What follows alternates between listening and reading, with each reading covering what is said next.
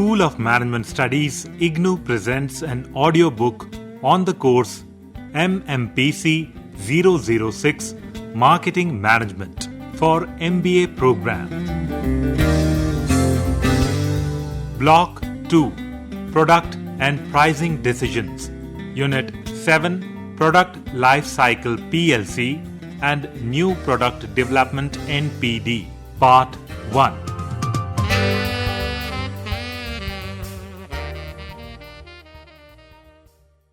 After completing this unit, you should be able to understand the concept of product life cycle, stages in the product life cycle, and the different types of marketing mix required at each stage, the need for product modifications, the need for new product development strategy, and stages in new product development process from the stage of idea generation to launching the new product into the market.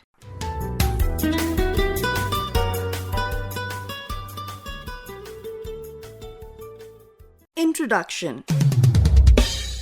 Most products have limited profitable life.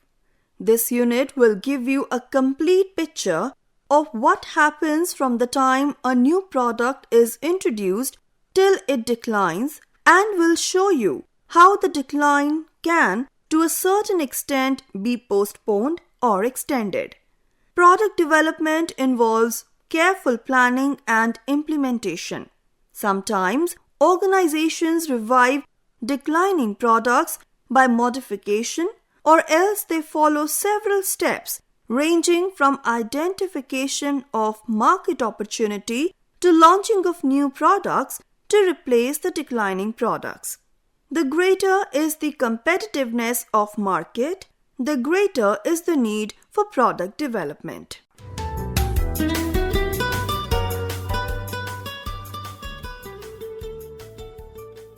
The product life cycle concept.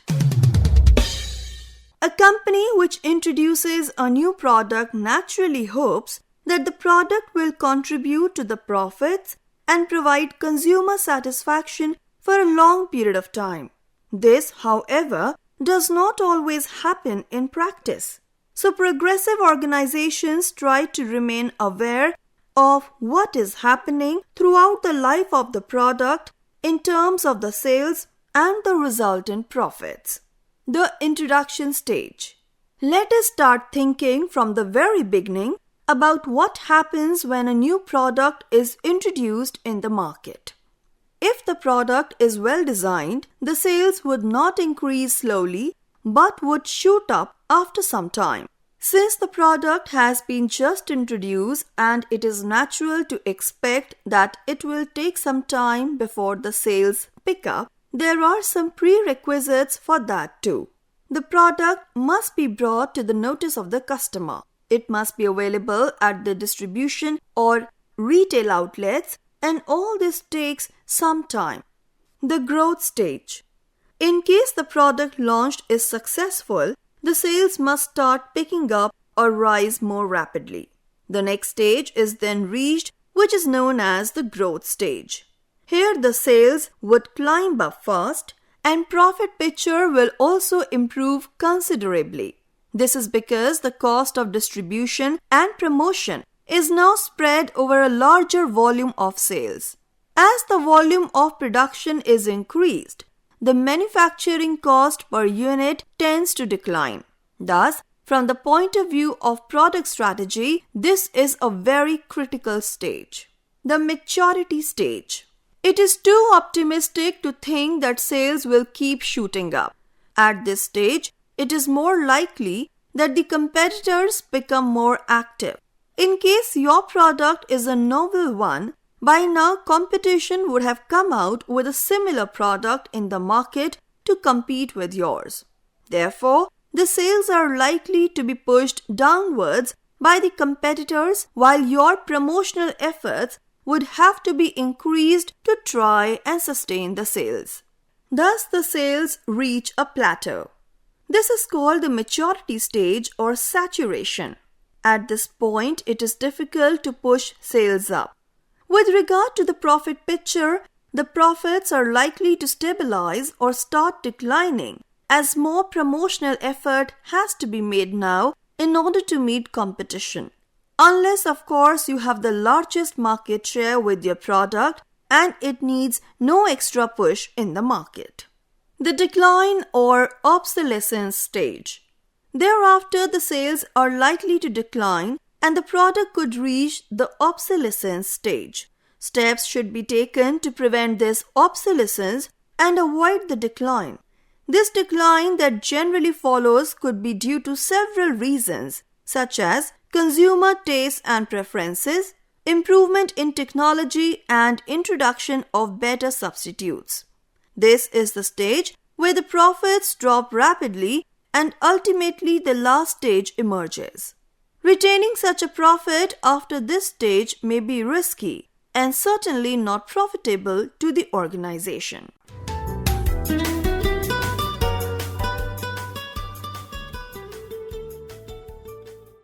Marketing mix at different stages of product life cycle. Let us discuss the marketing mix strategies at different stages in the product life cycle. At the introductory stage, we have to increase and thus spend a lot on physical distribution and promotion.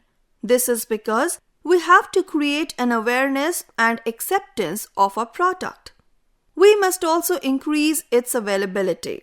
Very often in India, it is noticed that a product is advertised but is not available at the distribution or retail outlets. This is a waste of promotional expenses. We must make optimum use of the available resources of the organization. Thus, distribution should be arranged before the product is launched. In any case, in these two areas, substantial amounts would have to be spent. We have to also counter the reluctance of customers to change their established patterns and make them purchase our product, particularly if it is of a novel and a new product. As against this, if it is a novel one, people may even buy it out of sheer curiosity. Next, in the growth stage, when the sales shoot up and we are satisfied with the profit generated by the product, competitors will now enter the market and perhaps offer new product features. Therefore, we may have to think of improving our product so that we do not reach the ultimate decline stage too quickly. The promotional expenditure is maintained at the same level or is raised slightly in order to meet competition. We now come to the next stage called the maturity stage. This stage generally lasts longer than the other stages and poses problems for the management in maintaining the sales level. Actually, there is a slowdown in the growth rate of the sales in case of such mature products. The decline can be arrested by improvements in the product and promotion. We should, however, at this time seriously think in terms of a new product mix, that is, the elimination or redesign of the current product within the near future. Finally, the decline stage catches up.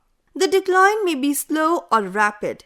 It may be due to better substitute products, better competition, technological advances with which we have not kept up, and several other reasons.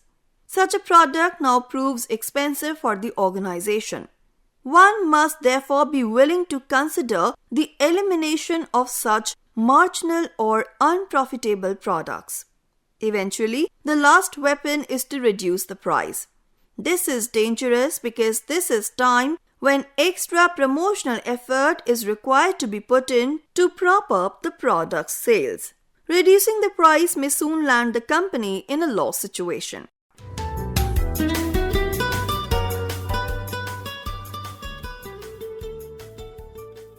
Possible alternatives in decline stage.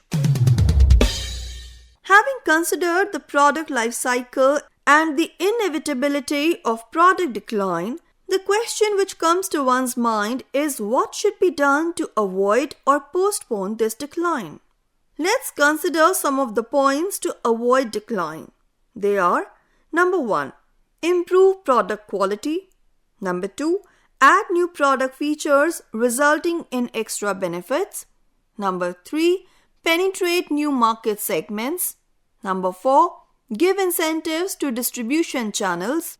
Number 5, expand the number of your distribution channels. And number 6, improve advertising and sales effort. Perhaps the answer lies in the word innovation. That is why it is sometimes said that innovation is the lifeblood of marketing. Innovation can be in any of the 4 P's of marketing. In connection with the product, it would mean quality improvement or improvement in features. For example, automatic passenger car models, or even style improvements like in case of clothes where collars are changed from time to time because of the fashion life cycle. Ultimately, a time may come when the product will have to be removed from the product mix. In practice, there is often a reluctance to do this, particularly from the senior members in the management hierarchy who may have got very much attached to such products. This emotional approach has to be avoided while taking the final decision. The product life cycle concept therefore emphasizes that there should be a periodical review of the products. The profitability and financial viability of the product must be assessed constantly. Products which are difficult to sell affect even the morale of the salesman as well as the distribution outlets. The only excuse for retaining such products is when the unprofitable product is required to complete the product line to enable distributors to meet competition. Unless there is some strong reason, unprofitable products should be removed from the product mix of the organization. Now let us consider the time period of this product life cycle. In case of some products, it is extremely short, whereas in others, it is very long. In case of fads, the life cycle is very brief. For example, in India, the hula hoop is twirled around the waist, limbs or neck. They have been used by children and adults. The new plastic version was popularized in 1958 by the Wham-O toy company and became a fad. It completed the cycle within a few months. As against this, the horse carriage is still running in cities like Mumbai, Kolkata and Mysore, and in smaller cities of Bihar, UP, etc. to a small extent, despite its being substituted with more sophisticated and better means of transportation.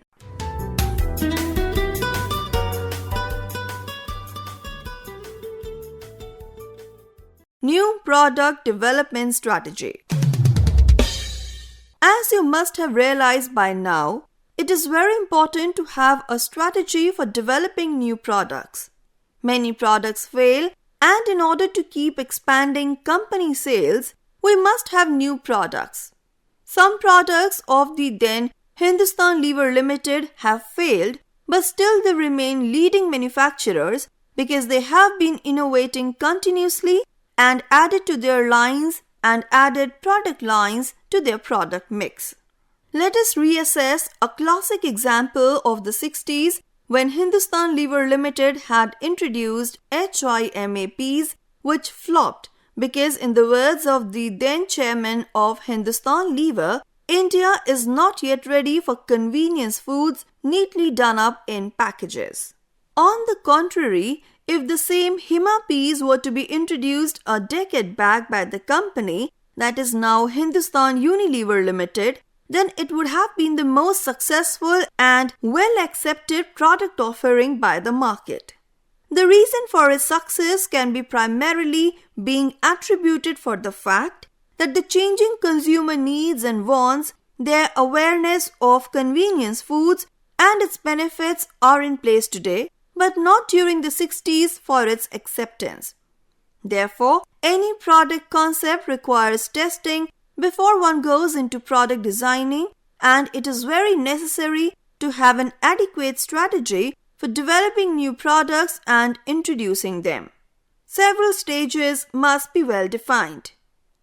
Generation of new product ideas. The first step obviously is to get ideas with regard to possible new products. Can you think of the sources from which you can get such product ideas? Your answer should have been customers, company salesmen, competitors, company executives, and employees within the organization, including technical people. As marketing is aimed at satisfaction of consumer needs, an alert marketer can get some ideas from the customers for possible new products by keeping his eyes and ears open, and more particularly the mind, to perceive even the needs which are so far unexpressed. For example, in case of refrigerators, someone conceived the idea of having a 2-door refrigerator. Another conceived the idea of the ballpoint, which obviated the need for constantly filling fountain pens. Thus, new ideas can come from customer needs or problems requiring solution. Company salesmen are an excellent source for new idea generation. This is because they are in constant touch with the market, that is both consumers and competitors. Watching competitors and what they introduce can also be useful for new ideas. Finally, company executives and even the lower staff can be brought in for discussions. The interesting method here is what is known as brainstorming. This is basically done to have a flow of ideas, good and bad. A number of people, say executives of the organization, are called together and asked a question for new ideas or ideas for new products. They are asked to mention it without evaluation. None is criticized. The answers are recorded on a tape recorder in earlier days. However, today you have a good number of gadgets to take care of all the recordings audio-visually for an uninterrupted flow. Therefore, the answers generated are evaluated, as will be explained in the next stage. Evaluation or screening of the ideas. So far from the first stage, we have received a number of ideas, good and bad. We now have to screen and evaluate them to reduce their number to what is likely to be useful. This is known as the evaluation or screening of ideas stage in this process. Poor ideas must be dropped immediately because unnecessary cost has to be incurred to process them further. The ideas must be consistent with the company's philosophy, objectives, and strategies and be in terms of the resources available in the organization. In general, the ideas are screened in terms of number 1, possible profitability, number 2, good market potential or market size, number 3, availability of production facility, number 4, availability of raw materials for such a product if selected, number 5, availability of finance, number 6, availability of managerial ability, and number 7, uniqueness of product. Product concept development and evaluation. Particularly when the product idea is rather revolutionary, the concept itself must be tested. For example, people talk about battery-driven cars to save on petrol. This is a concept which has to be tested in the environment in which the product is sought to be introduced. As already indicated, Hindustan Unilever failed with their Mmpcs and fast food in the 60s. This was a failure of concept testing. The mention of the failure of Hindustan Unilever Limited is not to run down the performance of this excellent company, but to emphasize that good companies introduce a number of products, some which may fail. The introduction by Parle's The Big Bite, the hamburger, did fail in some of the regions in Indian market. Was this due to wrong concept? The answer is probably in the negative. The failure was because the customer got soggy hamburgers at the retail end. Thus, there was a lack of quality control at the level of the retail outlets which did not supply freshly cooked hamburgers. So you can see that even if the concept is accepted, a failure can take place in other areas, resulting in the ultimate failure of the product itself. This did not deter the company from going further. Parle introduced Fruity and Appy, which are fruit-based soft beverages. These are offered in Tetra Pak. Thus, there is an innovation. The question of whether Tetra Paks as packaging material will succeed in India or not is a question during their introduction in the late 80s. On the contrary, these soft beverages so offered in Tetra Paks were an instant success and there was no looking back using Tetra Paks. Even today, in the 21st century, not just Parle but other manufacturers are also using Tetra Paks, offering a variety and highly diversified products or categories.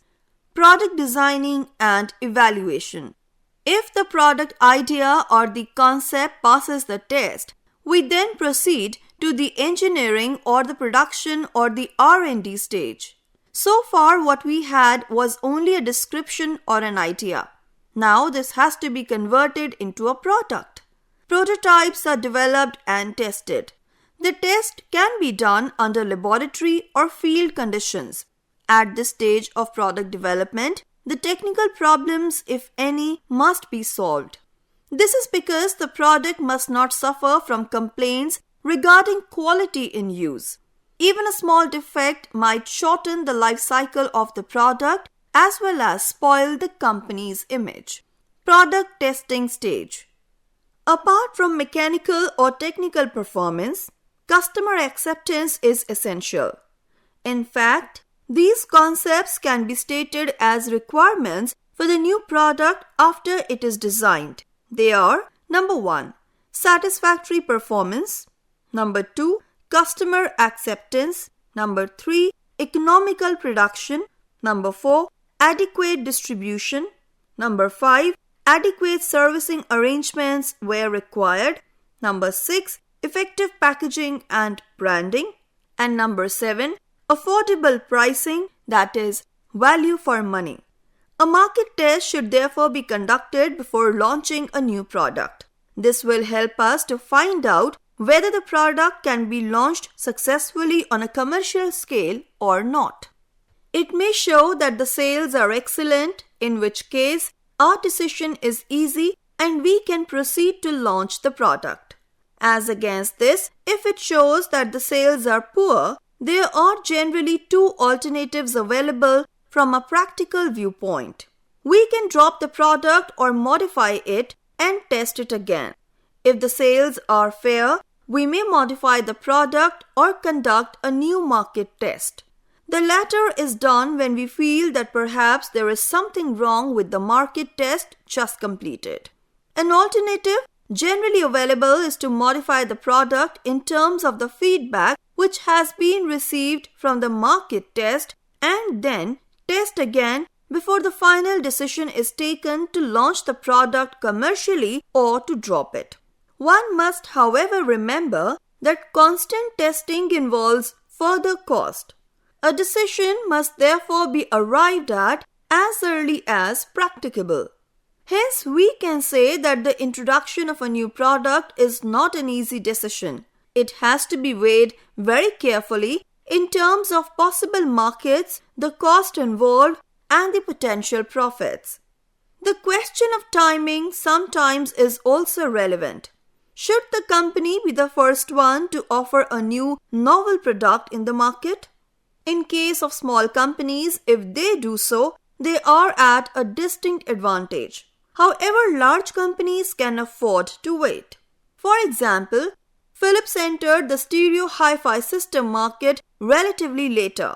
However, they were able to introduce an attractively priced product and quickly gained product acceptance because of their long-standing reputation in the market.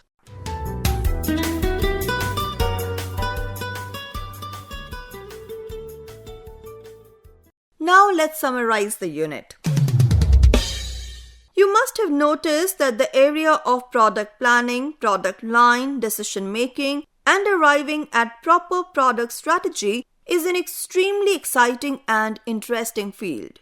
It is challenging and, if not done properly, can result in losses to the organization. The product life cycle concept is an extremely important one which at times is neglected by even well-known companies. It is important to note the different marketing mix used in the different stages of the product life cycle. Please remember that the new products have to be introduced much before the decline of existing products so that the total sales picture may be a stable one. While one may like to add new products to the company's product mix, it should be remembered that it is an expensive process. However, it must be done and one must go through the proper steps. Not only new ideas must be generated, but they must also be properly evaluated. Often, the concept itself must be tested before the company spends more money on product development. After the product is properly designed and it is felt that it is appropriate for the market, it must be actually tested in the market before the final decision is made to launch the new product. After the new product is launched, it must be watched throughout its life cycle.